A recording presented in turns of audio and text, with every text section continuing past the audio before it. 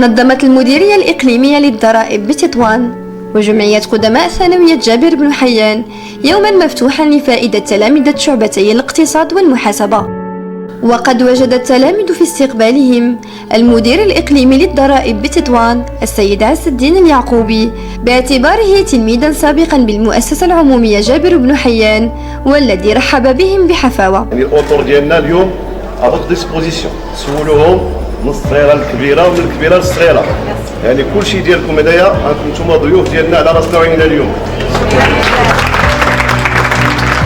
واهم حاجه انه استقبلونا الموظفين في لي بيرو ديالهم، جلسنا معاهم، حسينا بداك ليكسبيريونس، بقاو كيشرحوا لنا مزيان، والله استضفونا احسن استضافه الصراحه. والشكر بزاف المدير ديال الاداره ديال الضرائب، عطانا بزاف ديال النصائح والارشادات. وقد وزع التلاميذ على مختلف المصالح الإدارية للتعرف على كيفية اشتغال المديرية الإقليمية للضرائب وسيرورة عملها، مع تقديم شروحات لهم من طرف الأطر الإدارية العاملة بالمديرية.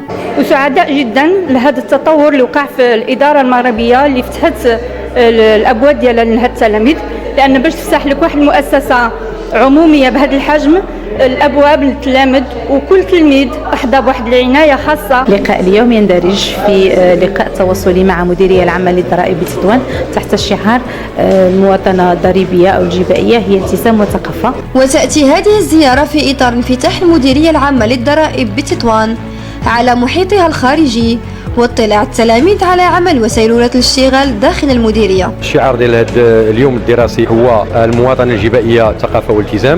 حقيقة نحن زدت سعداء بما تقوم به المديرية الإقليمية للضرائب، وهي فرصة نشكر فيها السيد المدير الذي فتح لنا أبواب الإدارة من أجل تجسيد الإدارة المواطنة، وبالتالي لكي نساهم نحن كجمعية وكتلاميذ في نشر الوعي بالثقافة المواطنة الضريبية. وقد تم تكريم مختلف الأطر التربوية التي ساهمت في هذا النشاط من طرف المدير الإقليمي للضرائب السيد عز الدين اليعقوبي، اعترافا منه بالجهودات الجليلة التي تقوم بها جل الأطر التربوية بالمدرسة العمومية. أسعدني كثيرا مبادرة السيد المدير الإقليمي كأحد تلامذة ثانوية جابر بن حيان، وما قدمه من اعتراف لأساتذته بهذه الثانوية. حاولنا أننا نقوم بواحد التبسيط ديال مفهوم الضريبة والنظام الضريبي والأدوار اللي كتلعبها الضريبه في تمويل السياسات العموميه. كذلك حاولنا هذه المجموعه ديال التلاميذ والتلاميذ